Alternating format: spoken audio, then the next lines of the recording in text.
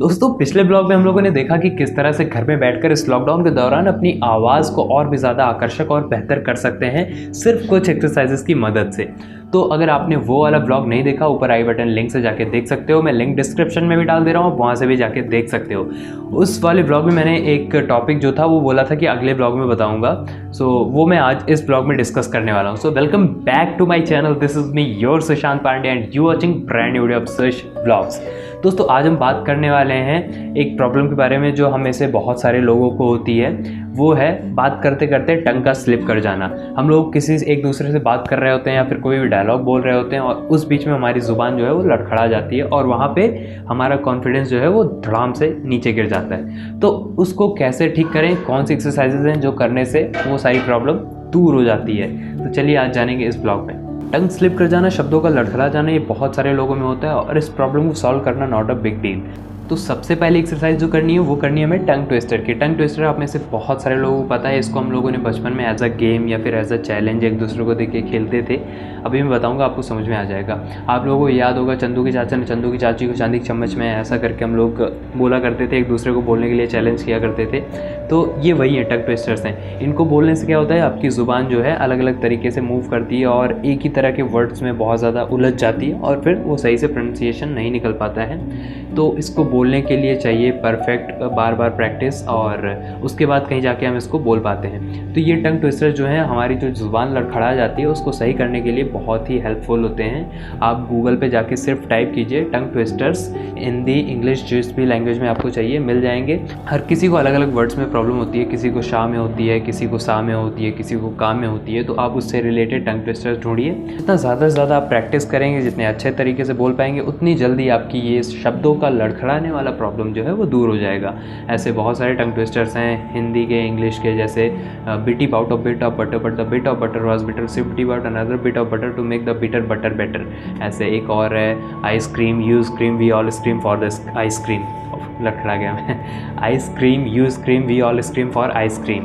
हिंदी में भी मेरे को याद है एक दो, पके पेड़ पर पका पपीता, पका पेड़ या पका पपीता, पकड़े पेड़ गड़बड़ हो गया, फिर से करते हैं। पके पेड़ पर पका पपीता पिंक नहीं, पके पेड़ पर पका पपीता, पका पेड़ या पका पपीता, पके पेड़ को पकड़े पिंकू, पिंकू पकड़े पका पपीता।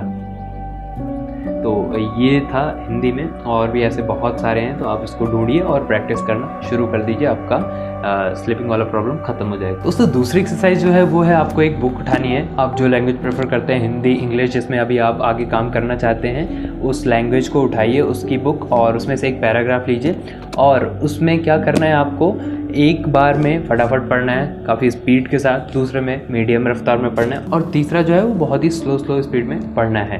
तो हम सभी को मैक्सिमम जगह हिंदी में डायलॉग्स बोलने होते हैं तो हिंदी में ही करते हैं। तो चलिए अभी मेरे पास एक पैराग्राफ है, मैं वो आपको बोल के दिखाता हूँ कि कैसे 3 अलग वेरिएशन में बोलना है। तो सबसे पहले हम इसको तेज़ बोलेंगे।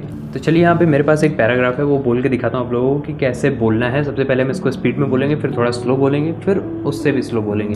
तो चलिए बोलते हैं। मैं जानता था तुम यहाँ पर ज़रूर आओगी, मैं तुम्हारा ही वेट कर रहा था ताकि तुम्हें गड़बड़ हो गया ना, तो इस चीज़ को सुधारना है। ये बोलने से आपका सुधरेगा। फिर से जितनी बार आप प्रैक्टिस करेंगे उतना बेटर होगा। तो जब तक परफेक्ट ना आ जाए आप प्रैक्टिस करते रहिए, अलग अलग पैराग्राफ उठा के अलग अलग तरीके से। चलिए फिर से करते हैं। मैं जानता था तुम यहाँ पर ज़रूर आओगी, मैं तुम्हारा ही वेट कर रहा था ताकि जाने से पहले तुमसे अपनी बात कह सकूँ। अब इसको मीडियम में करते हैं। मैं जानता था तुम यहाँ पर ज़रूर आओगी, मैं तुम्हारा ही वेट कर रहा था ताकि जाने से पहले तुमसे अपनी बात कह सकूँ। अब इसको स्लो करते हैं। मैं जानता था कि तुम यहाँ पर ज़रूर आओगी, मैं तुम्हारा ही वेट कर रहा था ताकि जाने से पहले तुमसे अपनी बात कह सकूं। तो अभी आपने देखा मैंने 3 वेरिएशंस में बोला, सबसे फास्ट, फिर मीडियम, फिर स्लो। तो इन 3 वेरिएशंस में आपको एक एक पैराग्राफ उठाना है किताब से और उनको बोलना है। कई सारे लोगों को एक मिसअंडरस्टैंडिंग होती है ये बोलते वक्त कि अगर फास्ट बोलना है तो अपनी आवाज़ लाउड कर देते हैं, स्लो बोलना है तो अपनी आवाज़ डाउन कर देते हैं। वो नहीं करना है आपको स्पीड बढ़ाना है। टेम्पो जो होता है बोलने का, स्पीड वो कम करना है, ना कि अपनी आवाज़ वॉल्यूम अप डाउन करना है। जैसे बहुत सारे लोग बोलते हैं अगर तेज़ बोलना है तो मैं आ जाऊँगा, स्लो बोलना है तो मैं आ जाऊँगा। ये नहीं करना है आपको स्पीड करना है। तो इससे भी आपके वर्ड्स जो लड़खड़ाते हैं वो प्रॉब्लम सॉल्व होगी। दोस्तों तीसरी एक्सरसाइज जो है वो इसी से सिमिलर है, बस आपको कुछ छोटे से चेंजेस करने हैं। आपको एक ही पैराग्राफ में तीनों वेरिएशंस लेके आने हैं। तो चलिए अभी इसको भी करके एक बार देख लेते हैं जल्दी से। मैं जानता था यहाँ पर तुम ज़रूर आओ कि मैं तुम्हारा ही वेट कर रहा था ताकि मैं तुमसे अपनी बात कह सकूँ। तो इसको कुछ इस तरीके से करना है, एक ही पैराग्राफ में आप तीनों वेरिएशंस लाएंगे, अप डाउन यानी कि जिगजैग वे में आपको चलना है। चौथी एक्सरसाइज क्या करना है, आपको एक पेन या पेंसिल लेना है ऐसे, और उसको अपने दोनों दांतों के बीच में रखना है ऐसे, ठीक है। तो इसको रखने के बाद आपको सेम पैराग्राफ पढ़ना है। तो आपकी जो ज़ुबान है इसमें टच करेगी और लड़खड़ाएगी, और उसको सुधारना है कि जितना ज़्यादा से ज़्यादा परफेक्ट निकल सके। इसको लगाने के बाद आप बोलने की कोशिश कीजिए।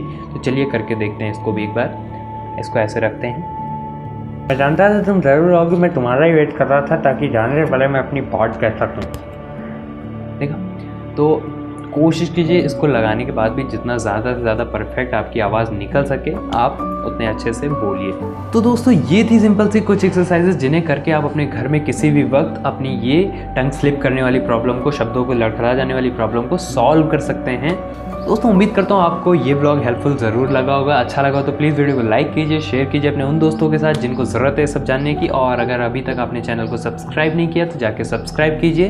एंड इंस्टाग्राम, फेसबुक, ट्विटर कुछ भी चलाते हैं तो मुझे यहाँ पे जाके फॉलो कर सकते हैं। मैं लिंक डिस्क्रिप्शन में भी डाल दे रहा हूँ। एक्टिंग से रिलेटेड और भी ब्लॉग्स देखने के लिए मैं लिंक डिस्क्रिप्शन में डाल दे रहा हूँ, आप जाके वहाँ पे देख सकते हैं। मिलते हैं एक नए ब्लॉग के साथ, तब तक के लिए take care, bye bye, love you all guys, love you India. We'll be right back.